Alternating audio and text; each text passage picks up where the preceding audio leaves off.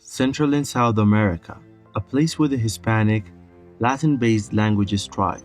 From Mexico all the way to Argentina, we find Spanish dominating the language landscape, and Portuguese dominates in the massive country of Brazil. But there are some exceptions to this Latin-dominated region. Take Guyana, for example. They speak English, and its neighbor, Suriname, speaks Dutch. But an even stranger anomaly is Belize.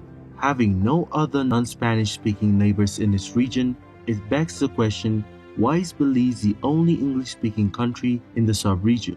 The answer isn't as simple as British colonization as you may think, so stay tuned for that. To answer the question, we need to go back in time. Belize was inhabited by the native people who are part of the much larger empires in the region. As you may know, upon its discovery, the Spanish and the Portuguese divided the New World or the Americas in the Treaty of Tordesillas, with most of it including Belize going to Spain. But you may ask how the Spanish Empire, being a great power at the time, lost its claim of this territory to the British.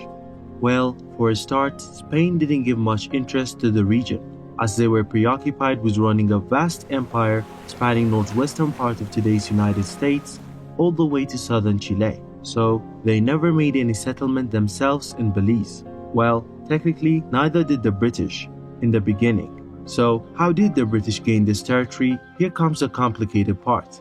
It was actually pirates that did the settling. They looted and profited from pirating Spanish ships, and Spain, overstretched, wasn't able to do much about it. What do pirates have to do with this video? Well, the pirates also got into stealing logwood, which was abundant in the region, and they pushed further on Spanish interests when they settled the Bay of Honduras in 1638, founding Belize town.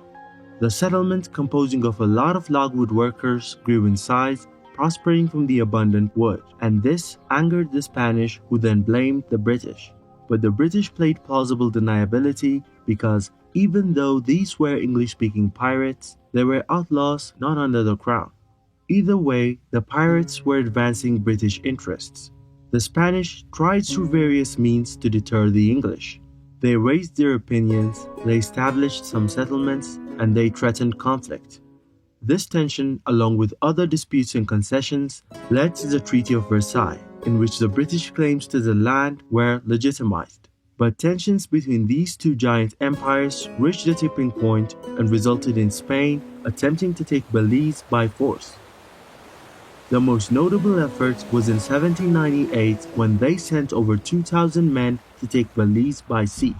After the battle that day, the British had a decisive victory and Spain never made an attempt like this again. Wait, so how exactly is Belize refusing to speak Spanish? Well, of course the story doesn't end here. It gets even more complicated. You see, Guatemala has claimed Belizean territory for 150 years. Ever since the colonial era, before the official establishment of Belize as a British colony, this was the case. Guatemala's path to independence from Spain was a tumultuous one. After gaining independence in 1821, Guatemala was incorporated into the Federal Republic of Central America just 2 years later. However, this federation dissolved in 1841, leaving Guatemala independent once again.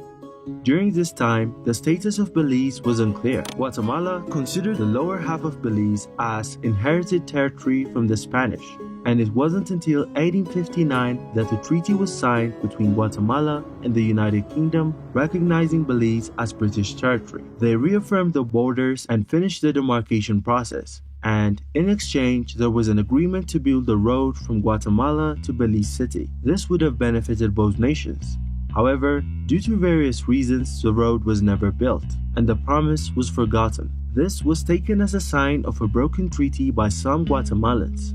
Nonetheless, Belize was formally declared a crown colony under the name British Honduras in 1931. The tension ensued over the following decades, and in 1981, a tense standoff at the Belize-Guatemala border was finally resolved with the help of the United Nations General Assembly, which passed a resolution in support of Belizean independence. This landmark decision paved the way for Belize to become its own independent country at last, therefore retaining its English-speaking identity in a sea of Spanish-speaking countries.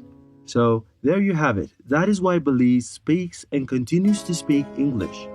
It is fascinating to see the complexities and intricacies of world history, how countries and borders are formed and dissolved, and how promises can be made but forgotten. If you want to know why 80% of Canada is empty, check out this video. I would really appreciate if you liked and subscribed to my channel. Thank you for watching and see you in the next one.